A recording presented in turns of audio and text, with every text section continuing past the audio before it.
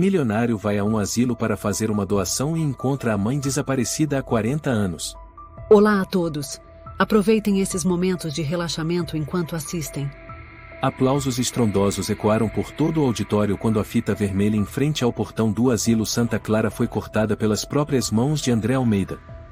Flashes disparavam sem parar de dezenas de câmeras, registrando o momento em que o herdeiro do conglomerado Almeida anunciava a conclusão da maior obra de assistência social da região.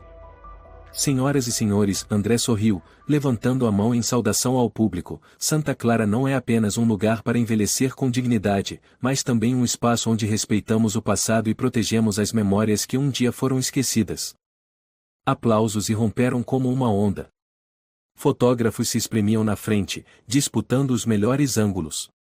Autoridades de terno caro balançavam a cabeça, satisfeitas. Uma freira, próxima ao púlpito, sussurrou para a colega ao lado.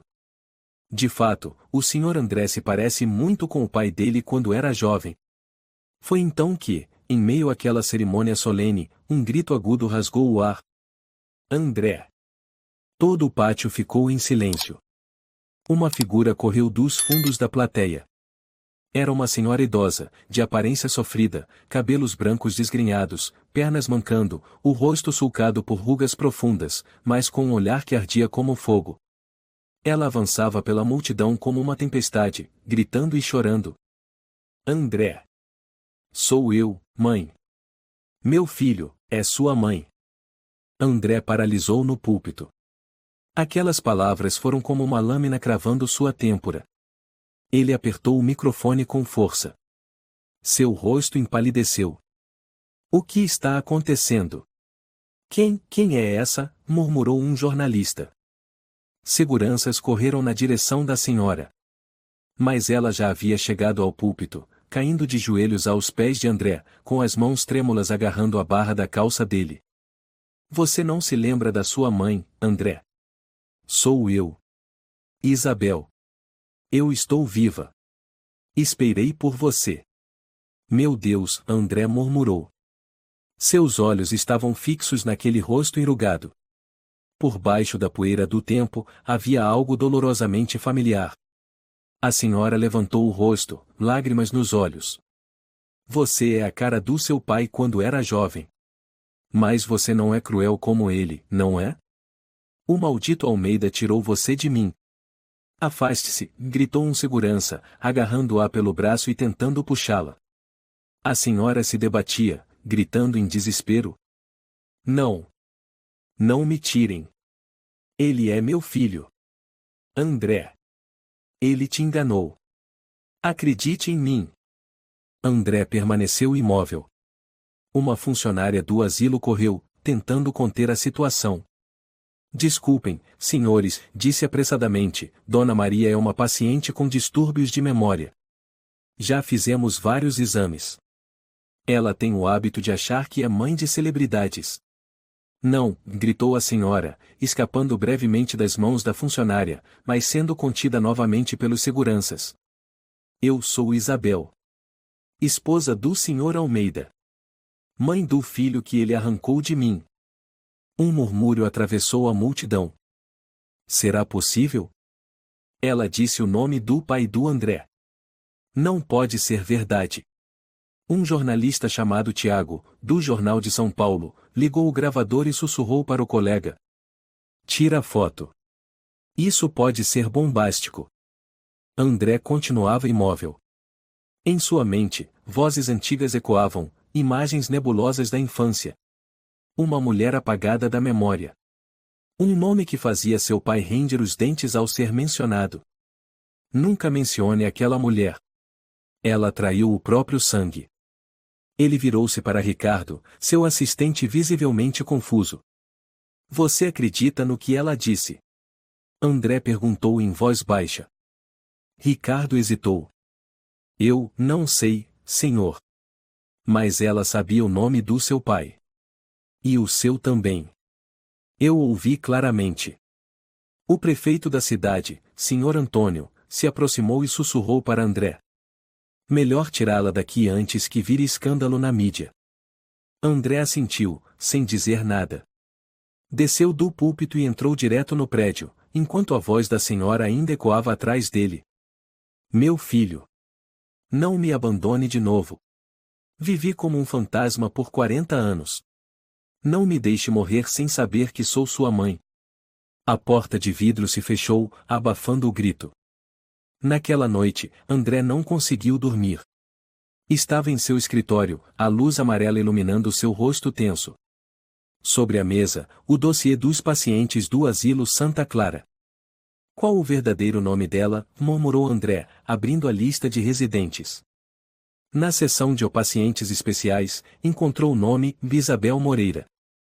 Idade: 68. Condição: delírios persistentes. Observação: frequentemente chama um filho de nome André, não identificado. Sua mão tremia. Ele bateu levemente na mesa. Não pode ser coincidência, murmurou. Ninguém inventaria esse nome. Não uma pessoa realmente insana. Ricardo entrou, trazendo uma xícara de café. Ainda acordado? O que você diria se eu contasse que meu pai talvez tenha feito algo para esconder minha mãe? André perguntou, sem tirar os olhos do dossiê. Ricardo franziu a testa. Isso é impossível, não? O Sr. Almeida fundou um império de caridade. Quem ousaria questioná-lo? André olhou para Ricardo, seu olhar já não tão seguro. Justamente por isso, respondeu devagar, eu preciso descobrir. O que pretende fazer? André se levantou e fechou o dossiê. Amanhã volto a Santa Clara. Mas desta vez, não como patrono. E sim como um filho à procura da mãe. A luz da manhã atravessava a vidraça do escritório de André, mas não trazia calor. Ele estava em silêncio, folheando um álbum antigo que Ricardo acabará de trazer do porão. Encontrei isso numa caixa empoeirada, disse Ricardo. Parece que estava abandonado há anos. Mas o senhor deveria ver. André examinou atentamente as fotos amareladas. Lá estava ele, com 3 ou 4 anos, sentado no colo do pai, Sr. Almeida, com expressão séria e postura impecável. Mas não havia nenhuma foto com a mãe. Nenhuma. Fechou o álbum em silêncio. Seu pai já lhe falou sobre sua mãe alguma vez? Perguntou Ricardo. André olhou pela janela por um longo tempo antes de responder. Nunca com gentileza. Apenas uma vez, quando eu era criança. Eu lembro que perguntei por que meus colegas iam e voltavam com suas mães, e eu não. Ricardo sentou-se à sua frente, atento. Naquele dia, perguntei, pai, onde está a mamãe? Ele estava lendo o jornal. Dobrou o jornal, colocou sobre a mesa. Abaixou-se, olhou nos meus olhos e disse exatamente assim. A voz de André abaixou. Nunca mais mencione aquela mulher na minha presença. Ela traiu o sangue da família. Não merece ser chamada de mãe. Ricardo engoliu em seco. Ele parecia com raiva. Não. Não era raiva, André balançou a cabeça. Era frieza. Gelo puro. Quando ele disse traição, senti meu corpo gelar. Nunca mais tive coragem de perguntar. Ricardo apoiou os cotovelos na mesa e suspirou. Mas se ela for realmente sua mãe, por que ele disse que ela traiu? E se ela foi internada, por que ninguém sabe? Sem mídia, sem registros legais? André franziu a testa, como se fizesse as mesmas perguntas. Então se levantou abruptamente. Preciso ir à casa antiga. A mansão Monte Verde? Ricardo arregalou os olhos. Você mandou fechá-la desde a morte do seu pai. Melhor ainda, respondeu André. Quero ver o que nunca foi limpado. A mansão Monte Verde ficava nos arredores de Curitiba, silenciosa e coberta de poeira. Havia quase 8 anos desde que o Sr. Almeida morrera de derrame. O lugar estava trancado, sendo visitado apenas por jardineiros contratados para parar o mato uma vez por mês. André parou diante do portão de ferro enferrujado. Uma senhora idosa saiu da casa de caseiro ao lado, apoiada numa bengala. Senhor André, ela disse com a voz trêmula. É mesmo o senhor? Ele se virou e reconheceu o rosto familiar. Dona Rosa. Ele se espantou. A senhora ainda está aqui? Dona Rosa assentiu, sorrindo com tristeza. Eu moro nesta casinha de jardinagem. Depois que o patrão morreu, ninguém me mandou embora, então fiquei como quem vigia as almas dessa casa. André se aproximou e segurou a mão dela.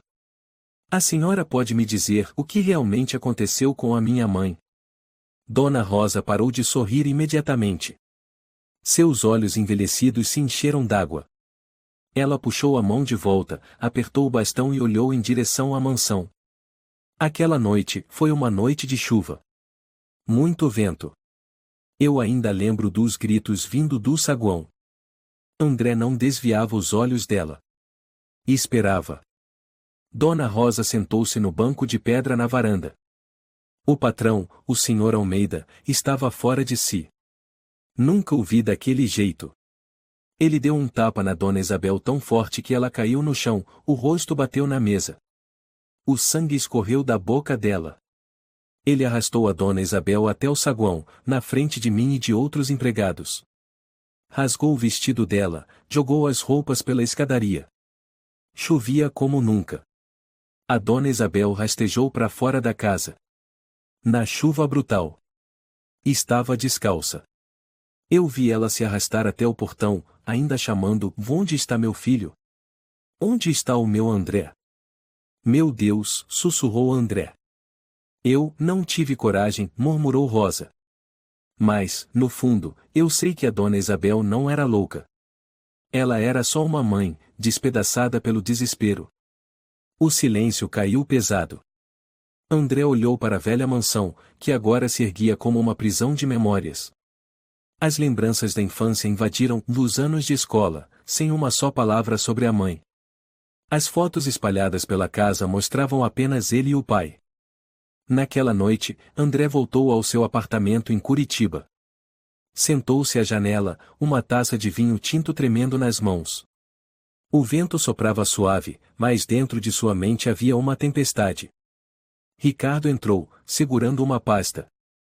Encontrei o registro de transferência de uma paciente chamada Isabel Moreira.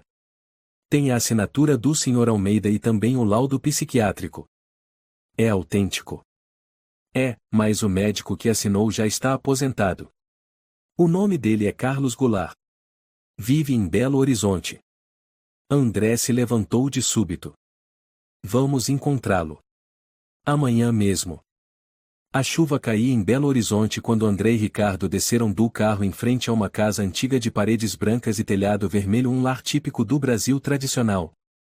O doutor Carlos Goulart vivia recluso ali após a aposentadoria, segundo informações da antiga associação médica. André apertou o casaco contra o peito, a mente ainda agitada pelas palavras de Dona Rosa. A porta se abriu após 3 batidas. Um senhor de uns 70 anos, magro, com um bastão, os encarava com olhos baços atrás de grossas lentes. Vocês são? André deu um passo à frente, mostrando sua identidade. Sou André Almeida. Este é Ricardo, meu assistente.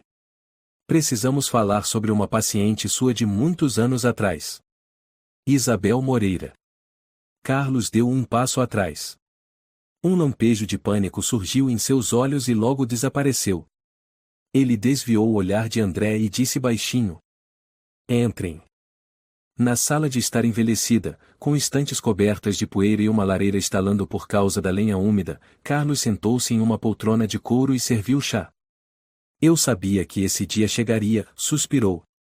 Vivo com essa culpa há quase metade da minha vida. André sentou-se de frente, os olhos firmes. O senhor assinou um laudo dizendo que minha mãe era insana, que representava perigo ao próprio filho. Mas eu preciso saber, era verdade? Carlos ficou em silêncio. Após alguns segundos, pousou a xícara na mesa. Sua mão tremia. Não. Não havia doença alguma. Isabel era uma mulher lúcida, determinada, e amava o filho mais do que tudo. Ricardo apertou os punhos. André prendeu a respiração. Então por que o senhor fez isso? A voz de André falhou. Carlos apoiou-se no bastão e caminhou até a janela, observando a chuva como se visse os pecados escorrendo por ela. O Sr. Almeida era alguém que ninguém ousava recusar. Ele era o maior benfeitor do hospital. Financiava tudo. Uma ligação dele poderia me custar o diploma, a casa, toda a carreira. Ele se virou, os olhos úmidos. Ele veio até mim naquela noite de chuva. De terno preto, encharcado, olhos frios. Disse: preciso que você assine um laudo atestando que minha esposa é louca e perigosa para a criança. Caso contrário, prepare-se para deixar a medicina. Carlos sentou-se, a voz rouca. Fui fraco. Assinei. Mas fiz uma segunda via, a verdadeira, e guardei no meu cofre. A verdadeira? André se endireitou. Ela ainda existe? Carlos assentiu. Sim. Guardei por respeito a ela. Nunca tive coragem de divulgar, mas não consegui destruir a prova. Ele foi até o quarto. Poucos minutos depois, retornou com um envelope lacrado. André o abriu, as mãos trêmulas. Dentro havia um laudo datilografado: Isabel Moreira, sanidade mental preservada, sem indícios de psicose, sem risco de dano a si mesma ou a terceiros.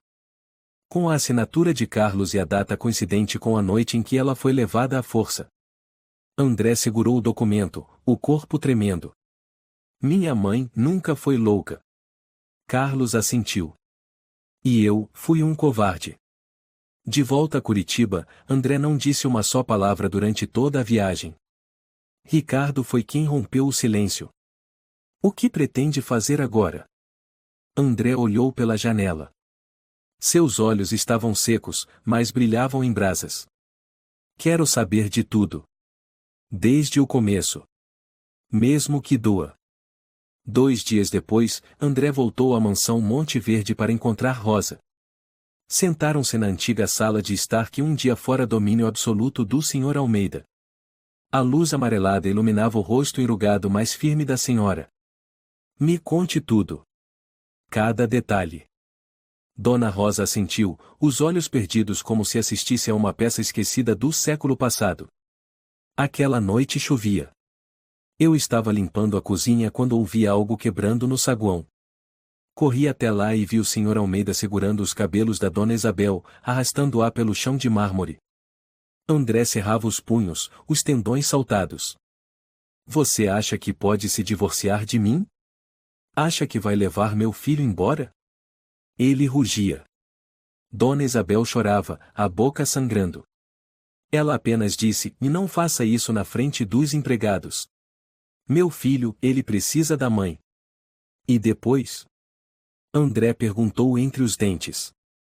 Precisa de você? Ele não precisa de uma traidora como você. Ele gritou. E deu outro tapa. Ela caiu contra a parede, bateu a cabeça na quina da mesa. Eu ouvi um gemido quase inaudível. Ninguém ajudou. Ricardo perguntou, chocado. Dona Rosa balançou a cabeça, as lágrimas caindo. Tínhamos medo. Ele não era só o marido. Era o poder. Quem desafiasse, quem ajudasse Isabel, seria demitido, sem salário, com o nome sujo no setor. André abaixou a cabeça, sem palavras. Rosa continuou, com voz trêmula. Ele a arrastou até a porta, debaixo da tempestade. Jogou todas as roupas dela nos degraus, pisou nelas. Eu lembro claramente. A partir de hoje, você não é mais minha esposa. Não é mais parte desta casa.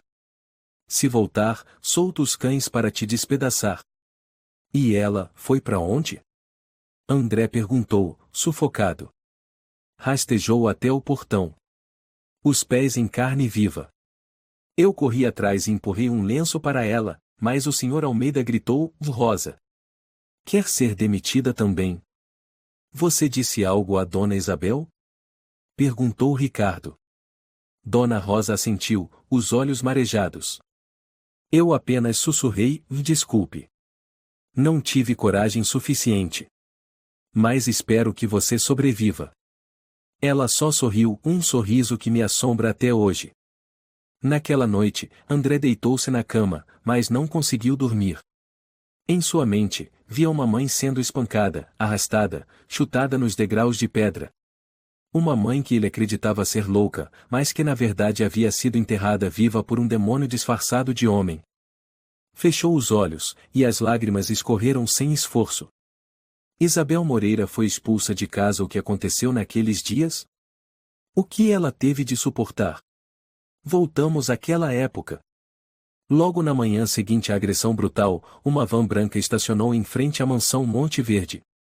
Ninguém sabia de onde viera, apenas viram dois homens de jaleco branco, óculos escuros, descerem com pastas em mãos. Eles não cumprimentaram ninguém.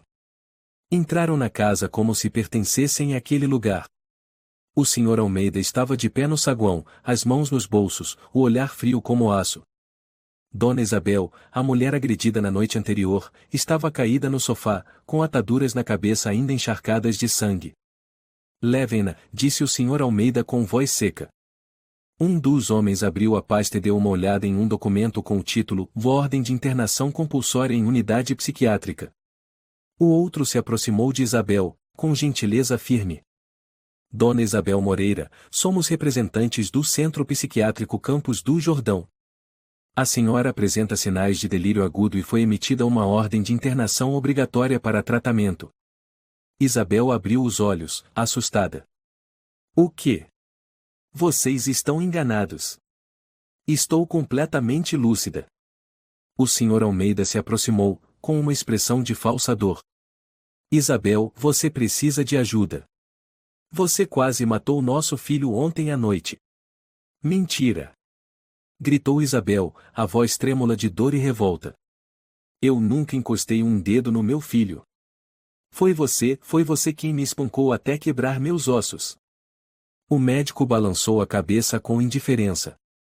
A senhora demonstrou comportamento violento, fala delirante, e risco de causar danos a terceiros e a si mesma. Eu estou sã. Nunca tive qualquer doença. Olhem para mim. Isabel gritou, tentando se levantar, mas a dor a impediu. Onde está meu filho? Onde está meu André? O Sr. Almeida fez um gesto sutil. Os dois homens rapidamente a imobilizaram e aplicaram uma injeção no braço. O corpo de Isabel desabou como um pano molhado. Seus olhos se embaçaram, mas a boca ainda tentava formar palavras. André. André. Durante toda a viagem de Curitiba até Campos do Jordão, Isabel permaneceu encolhida na parte de trás da van, como um objeto arrancado à força. Os pulsos estavam presos com tiras de tecido. Sua visão era turva. O coração, disparado. A enfermeira ao lado, chamada Sofia, tinha cerca de 30 anos e a observava com um olhar de pena. A senhora tem um filho? Perguntou baixinho. Isabel assentiu fracamente. O nome dele é André. Ele é tudo para mim, a única luz que tenho. Vamos cuidar da senhora, disse Sofia. Mas seu olhar denunciava desconfiança. Contanto que colabore, não será necessário mantê-la amarrada. Isabel chorou. Como você pode acreditar em mim, se o mundo inteiro acredita nele? O Centro Psiquiátrico Campos do Jordão era um prédio branco isolado na encosta de uma colina. O portão de ferro se abriu e se fechou atrás deles como o som de um destino selado. Isabel foi empurrada para uma sala de isolamento, com paredes brancas, teto branco, cama branca, e até a lâmpada era branca e ofuscante. Um jovem médico chamado Mateus entrou, lendo a ficha. Diagnóstico: delírio sistemático, transtorno de ansiedade, comportamento violento com o próprio filho. Recomendação: um tratamento de longa duração. Isabel saltou da cama. Pare! Isso é falso. Eu estou lúcida. Quem te deu o direito de me chamar de louca? Mateus não se abalou. Retirou um comprimido azul de uma bandeja de inox. A senhora vai se sentir melhor tomando isso. Vai ajudar a parar de se preocupar com o passado. Eu não sou louca. Quer tomar o remédio ou prefere injeção? Perguntou Mateus, com o mesmo tom com que se fala com um animal. Isabel chorou. Quero escrever uma carta para meu filho. Mateus balançou a cabeça. Não é permitido. Qualquer comunicação externa precisa de aprovação. E se continuar mencionando André, medidas de contenção serão avaliadas. Uma semana passou em um estado de torpor. Isabel foi sedada constantemente, sua mente girando sem controle. Sempre que tentava gritar pelo filho, Sofia tampava sua boca, sussurrando: "Por favor, pare." Eles ameaçaram cortar suas cordas vocais se continuar. Numa noite, Isabel conseguiu esconder um pequeno prego que se soltara da cama de metal. Com ele, arranhou o nome do filho na parede. André. André. André. Cada letra era feita de sangue. Era sua última esperança.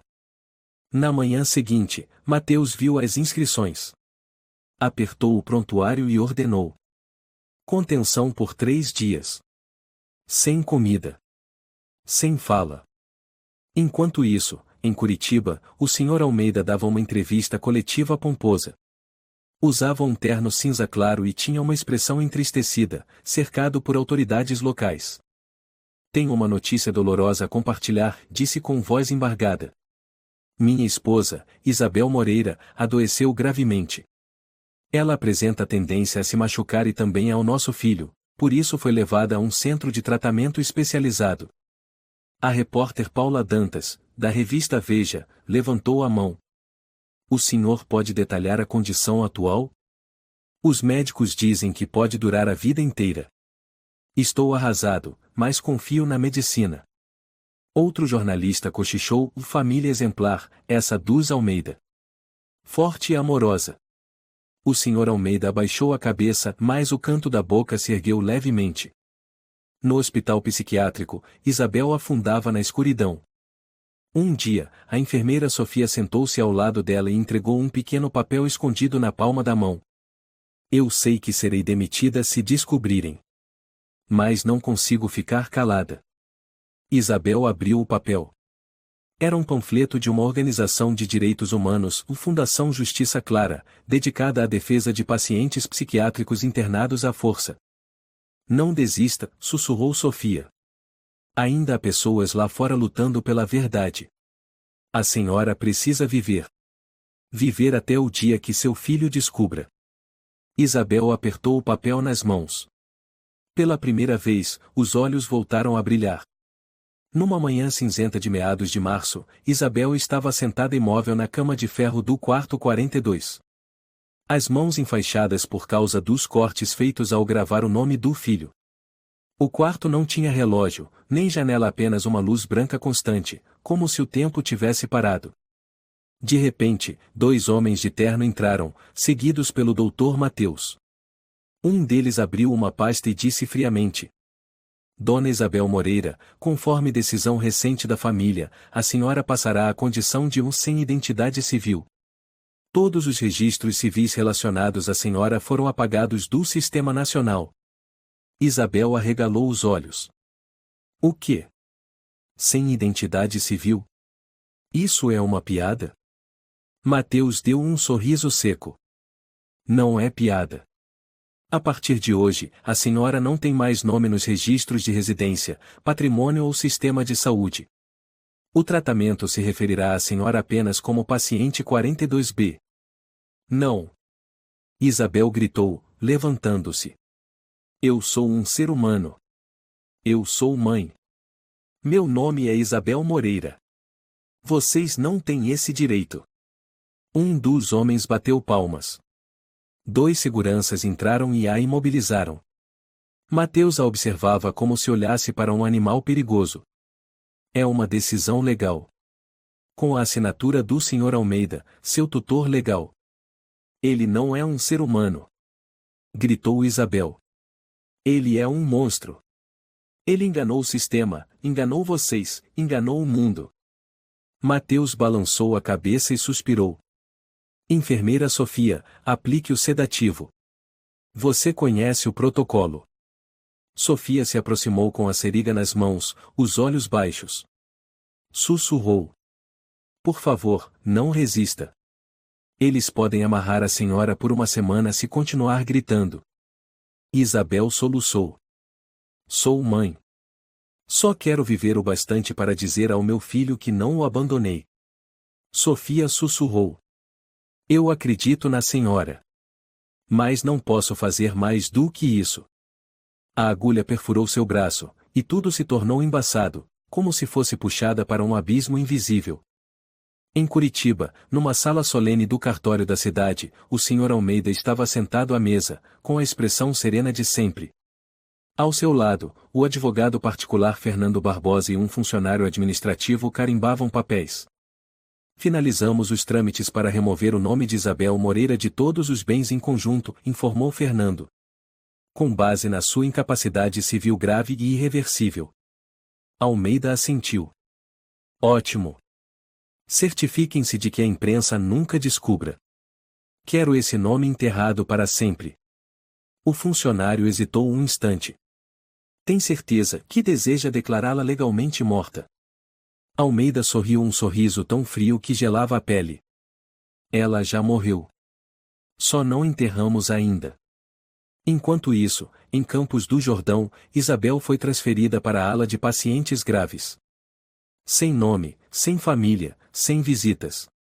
Todos os dias, uma voz metálica a chamava. Paciente 42B, hora da refeição. Paciente 42B, hora da medicação. Ninguém a olhava nos olhos. Ninguém a chamava pelo nome que um dia beijou a testa do filho todas as noites. Na sala de descanso, uma enfermeira idosa chamada Irene, com mais de 30 anos de serviço ali, confidenciava a Sofia. Ela era muito bonita, disse Irene, com um olhar distante. Vi uma foto dela quando jovem. Aquele olhar inconfundível. Uma mulher assim não pode ser louca. Sofia tomou um gole de chá. Eu também acho. Mas esse sistema, ele não precisa da verdade. Ele precisa de documentos. Irene suspirou. Uma noite, quando eu estava de plantão na ala B, ouvi ela gritar. Passei pelo quarto e a vi arranhando a parede com as unhas, escrevendo o nome André até sangrar. Eu ouvi falar, disse Sofia. É o nome do filho dela. Irene assentiu.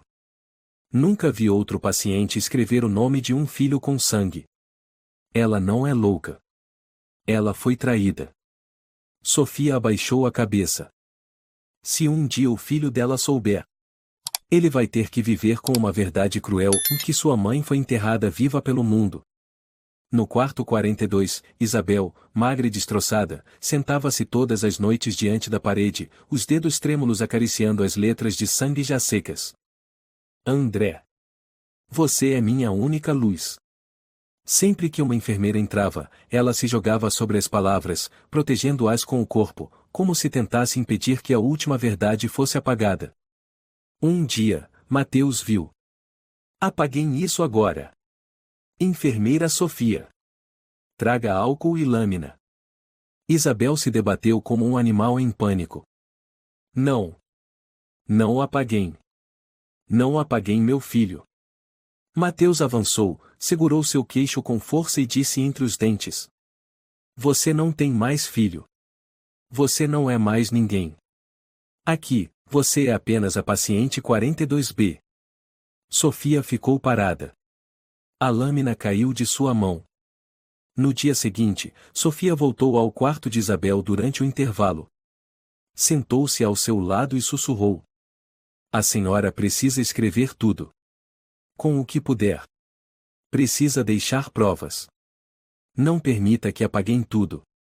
Isabel olhou para ela, os olhos cheios d'água. Mas eu não tenho papel, nem caneta. Sofia tirou do bolso um caderno velho, algumas folhas rasgadas e um lápis pequeno. Escreva aqui. Esconda debaixo do colchão. Eu vou protegê-lo. Isabel abraçou o caderno como se fosse a própria alma. Se for preciso, eu escrevo com o próprio sangue. A noite caiu. Sob a luz branca e cruel, Isabel começou a escrever. Sua mão tremia, os traços eram tortos, às vezes manchados de sangue dos dedos rachados. Eu sou Isabel Moreira. Eu não sou louca. Fui sequestrada. Fui apagada. Me sedaram para me silenciar. Sou mãe de André. Sinto sua falta. Nunca o abandonei. Não acreditem nele. Almeida queria que eu assinasse a renúncia dos bens. Eu recusei.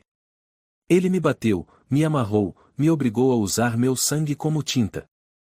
No fim do caderno, ela repetiu entre lágrimas: André, me perdoe.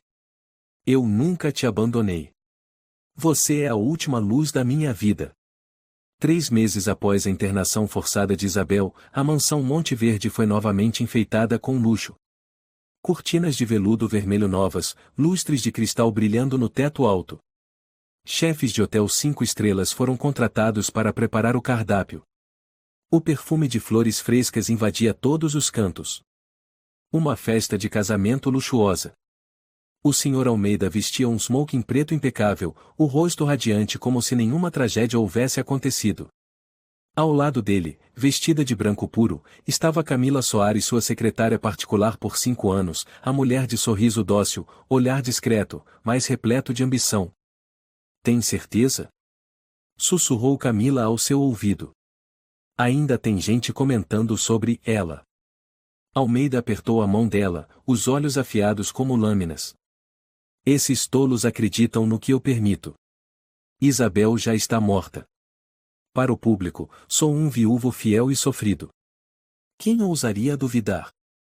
Camila sorriu. Então, a partir de hoje, sou a senhora Almeida. Não, ele corrigiu. A partir de hoje, você é a mãe do André. André, com apenas 8 anos, estava sentado à mesa de honra, vestindo um pequeno terno elegante. Parecia confuso em meio ao cenário luxuoso, especialmente quando os convidados vinham um a um chamando Camila de sua nova mãe. Um dos convidados, o Sr. Rodrigo, amigo íntimo de Almeida, inclinou-se, acariciando a cabeça do menino. Como você cresceu! Agora precisa obedecer à nova mamãe, entendeu? André franziu a testa. Eu só tenho uma mãe. Camila se aproximou por trás e envolveu os ombros do menino com os braços. Filho, sei que você ainda lembra da mamãe Isabel. Mas ela já foi para longe, para um lugar muito tranquilo. André se virou para ela. A mamãe morreu mesmo? Camila fingiu emoção, alisando seus cabelos. Sim. Sua mãe escolheu partir em paz. Mas agora você não está sozinho. Eu estou aqui e vou te amar. Naquela noite, em seu quarto, André não conseguia dormir. Sentou-se na cama, observando o ambiente. Tudo ainda estava decorado como nos tempos em que a mãe estava presente. Mas havia algo errado. Uma batida suave na porta. André. A voz de Camila soou.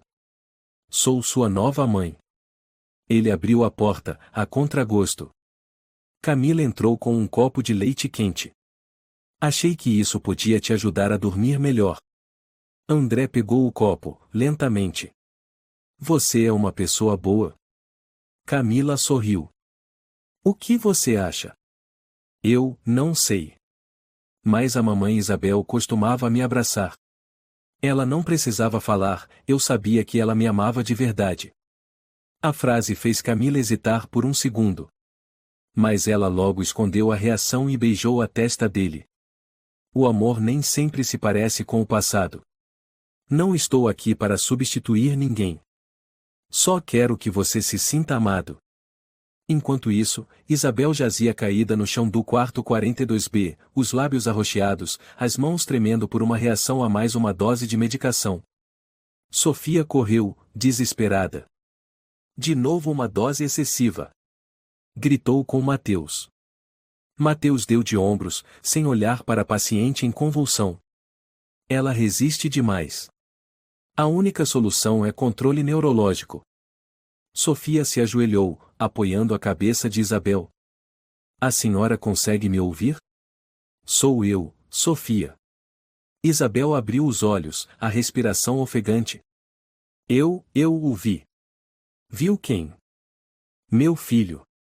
Ele estava de terno, sentado entre a multidão. Sofia apertou sua mão. Foi um sonho? Isabel balançou a cabeça, lágrimas escorrendo. Não. Era real. Vi ele cercado de mentiras, sendo enganado, acreditando que sua mãe está morta. Sofia a abraçou forte. A senhora precisa viver. Precisa viver para que ele conheça a verdade. Com o tempo, André se acostumou com a presença de Camila. Ela brincava com ele, comprava brinquedos caros, contava histórias à noite, até ia às reuniões da escola. Ele começou a chamá-la de Omamá, embora ainda sonhasse com a verdadeira mãe. Imagens turvas, canções de ninar, mãos suaves acariciando seu cabelo. Certa vez, André perguntou ao pai. Pai, qual era o nome completo da mamãe Isabel? Almeida estava lendo o jornal e nem levantou os olhos. Não mencione esse nome. Sua mãe é Camila. Sua mãe morreu. Não quero falar de coisas tristes. Mas André tentou continuar, mas foi interrompido. Ouça bem, Almeida abaixou o jornal, os olhos intensos. Ou você é um Almeida. E filhos dos Almeida não vivem no passado. Entendido? O menino assentiu em silêncio, sentindo um vazio inexplicável. Como se algo estivesse lacrado dentro dele, mas o sangue ainda escorria pelas rachaduras. Em Campos do Jordão, Isabel foi classificada como paciente sem possibilidade de recuperação, o que significava corte nos tratamentos especiais, perda do direito a reavaliações ou visitas de parentes. A enfermeira Irene disse a Sofia. Assinaram autorização para esterilização. Sofia arregalou os olhos. O quê? Justificativa: descontrole hormonal, distúrbios comportamentais da menopausa. A cirurgia será na próxima semana. Isso é absurdo. Sofia segurou a mão de Irene. Isso é crime. É legal, quando o paciente é considerado incapaz, Irene respondeu, com os olhos marejados. Na noite anterior à cirurgia, Sofia entrou escondida no quarto de Isabel, levando uma bolsa de água quente e alguns analgésicos clandestinos. A senhora está com dor? Isabel assentiu, mas as lágrimas já não caíam, estavam secas havia muito tempo. Amanhã eles vão arrancar de mim a última parte que me permitia ser chamada de mãe. Sofia segurou sua mão, trêmula. Me desculpe. Isabel a olhou nos olhos, com voz rouca, mas firme. Não peça desculpas. Você ainda tem consciência. E se um dia meu filho vier até aqui, conte tudo a ele. Diga que sua mãe nunca foi louca. Que foi despida, destruída e enterrada viva enquanto ainda respirava. É doloroso demais. A chuva fina caía sobre Curitiba. A luz dos postes projetava a sombra de André sobre a mesa de madeira no antigo escritório do pai. Ele permanecia imóvel, sozinho na sala que ficará trancada por anos, onde apenas o Sr. Almeida entrava. O cheiro de madeira úmida, charuto velho e papéis mofados pairava no ar como um fantasma. Ricardo entrou, carregando uma pasta empoeirada. No quarto do seu pai havia um cofre atrás da estante. Usei a data de nascimento dele como senha. Acho que você precisa ver isso. André pegou a pasta. Era uma cópia dos prontuários do Hospital Psiquiátrico Campos do Jordão, mas não as versões oficiais. Era o original, com anotações à mão, tinta vermelha, linhas riscadas com raiva. Paciente sem sinais de psicose. Internação irregular. Recomendamos investigação interna. Paciente apresenta resistência a medicamentos. Possível depressão causada por abuso químico. Recomendada contenção por mencionar repetidamente o nome André em estado de pânico. André apertou os punhos. Ninguém quis investigar. Todos foram comprados. Ricardo assentiu. Uma pessoa não foi. Uma enfermeira idosa chamada Irene. Ela faleceu há 2 semanas. Mas antes de morrer, enviou um pacote para a Fundação Justiça Clara. O que ela enviou? Ricardo retirou um envelope lacrado. Um caderno.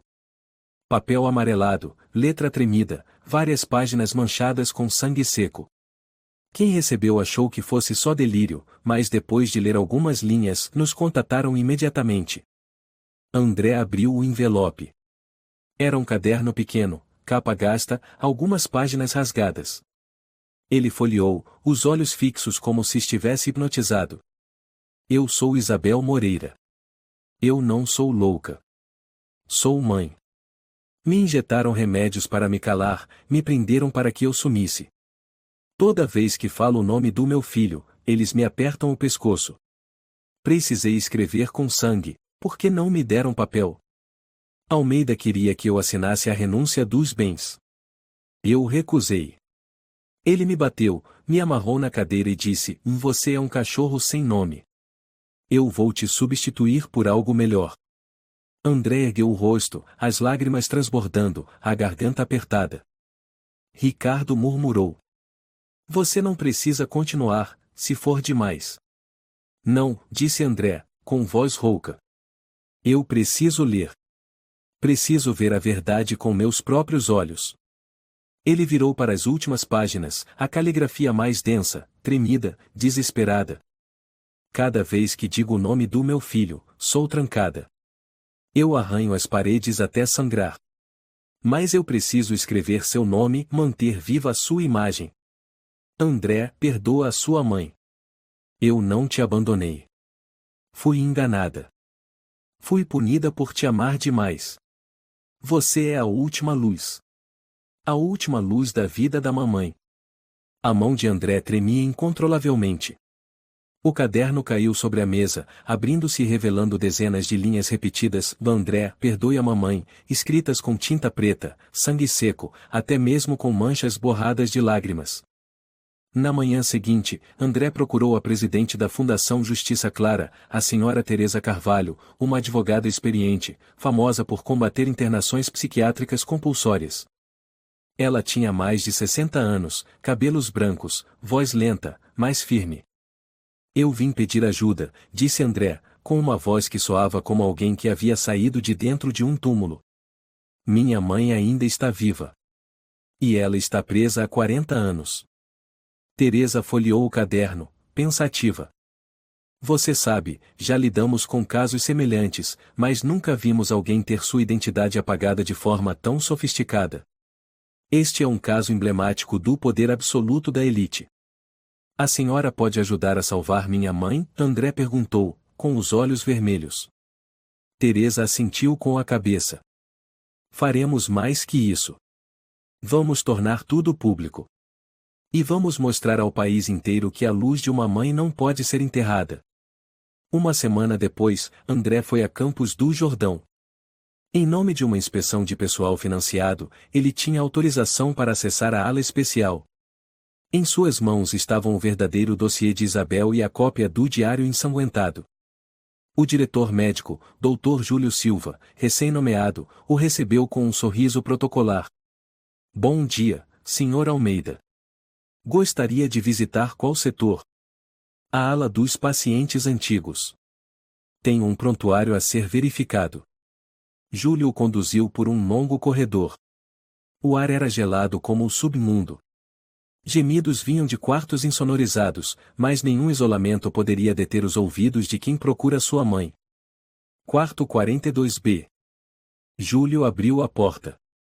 Uma mulher magra, de cabelos brancos, sentava-se na cama, olhando para a parede com olhos vazios. O quarto era limpo, mas sem vida. A mesma luz branca, as paredes com alguns arranhões quase imperceptíveis. Ninguém mais a via como um ser humano. André entrou. Seu coração batia descompassado. Ele se ajoelhou diante dela. "Com licença. A senhora ainda lembra o nome do seu filho?" A mulher não respondeu. Mas seus olhos se moveram levemente. Com as mãos trêmulas, André tirou o diário ensanguentado do casaco, abrindo na última página. "Você é a última luz da vida da mamãe." Os olhos dela se encheram d'água. Ela levantou lentamente a mão, tocando aquela frase. "André", ela sussurrou, como o último suspiro de uma vida. Ele apertou a mão dela. "Mamãe, sou eu encontrei a senhora." O quarto 42B mergulhou num silêncio sagrado. Como se o tempo tivesse parado quando Isabel sussurrou o nome do filho depois de 40 anos sem poder pronunciá-lo. André. Seus olhos embaçados brilhavam sob a luz fria, fixos no homem ajoelhado à sua frente. André apertava a mão ossuda da mãe, os olhos marejados, mas com um sorriso trêmulo nos lábios. A senhora não está louca, ele disse. A senhora foi vítima de um demônio disfarçado de homem. A senhora sobreviveu e a partir de agora, ninguém mais vai tocar na senhora. Isabel apertou os lábios, o corpo tremendo. É real, você realmente está aqui? Ela tocou o rosto dele. Não é remédio, não é alucinação? Sou eu, respondeu André, com a voz embargada. De carne e osso. Eu encontrei a senhora. Isabel desabou em lágrimas. As lágrimas proibidas de cair durante 4 décadas agora jorravam como uma enchente. Todos esses anos eu só vivi acreditando que um dia você saberia, que você não acreditaria nas mentiras dele. André segurou as 2 mãos dela. Eu li tudo, mamãe. Encontrei o diário de sangue. Eu sei toda a verdade. Isabel quase desmaiou em seus braços. Então, eu não sou um cadáver esquecido. Você me salvou. 2 dias depois, com a intervenção legal da Fundação Justiça Clara, Isabel foi oficialmente retirada do hospital sob o pretexto de transferência para cuidados familiares. Teresa Carvalho assinou pessoalmente os papéis provisórios, com o motivo de reabilitação de identidade após diagnóstico equivocado. André carregou a mãe nos braços para fora do portão de ferro do Hospital de Campos do Jordão. Uma brisa leve soprou nos cabelos prateados dela, e seus olhos turvos se apertaram ao contato com a luz da liberdade após 40 anos sob lâmpadas fluorescentes sem alma. No carro de volta a Curitiba, Isabel recostou a cabeça no ombro do filho. Para onde está me levando? Para casa, disse André. A mansão Monte Verde. Eu reabri a casa. E a senhora ficará no quarto mais bonito. Isabel fechou os olhos, as lágrimas escorrendo. Monte Verde, onde ele me atirou contra os degraus de pedra. Agora eu volto não mais como uma cadela amarrada. 3 dias depois, André convidou a renomada neurologista Lúcia Ferreira para a mansão. A doutora Lúcia sentou-se ao lado da cama de Isabel e disse com doçura: eu não sou apenas médica. Sou mãe. Eu entendo o estrago causado por traumas profundos no cérebro. Mas também acredito na cura pelo amor. Isabel assentiu levemente. Eu não preciso de memória perfeita. Só preciso lembrar uma coisa: sou mãe do André. Lúcia sorriu e apertou sua mão. Então a senhora já tem um ponto de partida. Nos primeiros dias, André ficou sempre ao lado da mãe, lendo para ela, recontando memórias que antes ele acreditava serem reais, mas agora sabia que tinham sido manipuladas. Mamãe, ele contava, papai dizia que a senhora me abandonou. Mas agora eu sei, a senhora foi quem teve tudo roubado. Isabel não disse nada. Apenas colocou suavemente a mão no rosto dele. Cada carícia era uma ferida cicatrizando. Numa tarde, André sentou-se na biblioteca e abriu os arquivos da empresa Almeida. Camila ainda era a segunda maior acionista, depois dele. Seu pai, Sr. Almeida, estava morto, mas sua sombra pairava sobre cada política, cada fundação criada incluindo a Fundação Harmonia Familiar Almeida. André pegou uma caneta e riscou aquele nome. Sussurrou. Não existe família construída sobre o sepultamento de uma mãe verdadeira. Ricardo entrou. Está tudo pronto. A coletiva de imprensa será na antiga sede, amanhã às 10 horas da manhã. André assentiu. Eu vou desmascará-los. Diante da nação inteira. Na manhã seguinte, a sede do Grupo Almeida estava lotada de jornalistas. Dezenas de câmeras e flashes disparavam sem parar. Dentro, André estava diante do púlpito, ao lado de Teresa Carvalho e do advogado principal da Fundação Justiça Clara. Ele falou, com voz calma mas firme. Bom dia a todos. Hoje, eu, André Almeida, não falo como herdeiro do Sr. Almeida. Falo como filho de uma mulher que foi enterrada viva. A plateia começou a murmurar. Declaro que meu pai, Sr. Almeida, encenou uma farsa por 40 anos. Ele caluniou, agrediu e internou minha mãe, Isabel Moreira, num hospital psiquiátrico com documentos falsos. Apagou seu nome de todos os registros, declarou-a morta. Enquanto isso, ela era dopada, amarrada, proibida de pronunciar o nome do próprio filho. Uma jornalista chamada Paula gritou: Você tem provas? André levantou o diário de sangue e o colocou no microfone. Estas são as páginas finais de uma mãe que não podia dizer seu nome. Escritas com sangue. Com as unhas. Com o desespero de uma mulher enganada pelo próprio marido e pela sociedade. O silêncio tomou conta do auditório. Pesado como pedra. Teresa subiu ao palco e pegou o microfone. A partir de hoje, a Fundação Justiça Clara iniciará uma série de ações judiciais em todo o país contra instituições que colaboraram com internações psiquiátricas ilegais.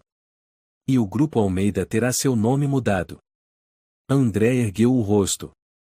O novo nome será Fundação Isabel. Em homenagem a uma mãe que viveu, sofreu e voltou. Na mesma tarde, André voltou para casa.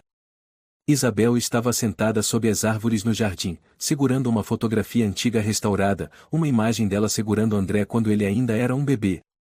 Suas lágrimas caíam, mas desta vez não eram mais de dor. Eram de libertação. Você contou para o país inteiro? Ela perguntou. Sim. Eu contei a verdade. Eu disse que a senhora não era louca. Isabel colocou a mão sobre a mão do filho.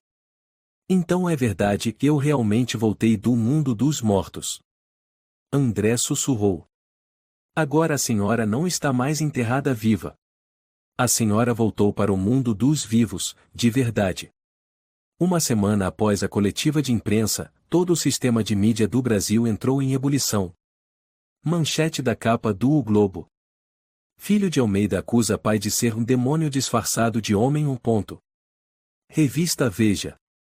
Isabel Moreira, a mulher enterrada viva por 40 anos está de volta. O Jornal de São Paulo publicou até uma foto de Isabel no jardim, com a legenda: Ela é mãe, não paciente. Ela é vítima, não louca. Enquanto isso, as redes sociais explodiam em debates, indignação e comoção. Os vídeos da coletiva foram compartilhados milhões de vezes. O nome do Sr. Almeida, antes associado à filantropia e ética, passou a ser duramente criticado e execrado. Num pequeno café, a jornalista Paula conversava com o colega Tiago. É inacreditável. O homem que foi homenageado na conferência da ONU havia aprisionado a própria esposa num hospital como se fosse um bicho. Tiago assentiu, com a voz carregada de revolta. Mais inacreditável ainda é o sistema jurídico ter se calado por décadas. Todos os documentos foram assinados, como se a dor de uma mulher não valesse nada. E ela sobreviveu, Paula sussurrou. Não foi por causa de remédios. Foi por causa da esperança. Em uma sessão especial no Instituto Nacional de Medicina, o Dr. Matheus, médico que havia comandado diretamente a aplicação forçada de medicamentos em Isabel, foi convocado. Sentada diante dele, Teresa Carvalho fitava com um olhar afiado como lâmina. Doutor Matheus, ela começou, o senhor sabia que no prontuário havia uma observação dizendo: se a paciente escrever novamente o nome André, terá as cordas vocais cortadas? Matheus engoliu seco. Eu só segui os protocolos da diretoria. Eu. Que protocolo autoriza ameaçar cortar a garganta de uma mãe só porque ela chamou o nome do filho? Teresa interrompeu. Matheus abaixou a cabeça. Eu não posso responder. Porque sabe que, se responder, vai parar na cadeia, disse Teresa, pausando entre cada palavra. Após a audiência, Matheus teve seu registro profissional cassado. O tribunal abriu uma investigação ampla sobre todo o sistema do Hospital Campos do Jordão. Na mansão Monte Verde, Isabel participava de sessões de reabilitação emocional com a doutora Lúcia Ferreira. Ela segurava uma grande foto de André quando era pequeno e murmurou: é a primeira vez que vejo isso com clareza, sem borrões, sem a sombra de Almeida obscurecendo tudo. Lúcia assentiu. A senhora está se recuperando. E a lembrança de seu filho é a luz mais forte de todas. Isabel virou-se e olhou para André, que estava encostado na porta, observando em silêncio. O olhar entre mãe e filho se encontrou. Não havia mais arrependimento ou perda. Havia conexão. Havia renascimento.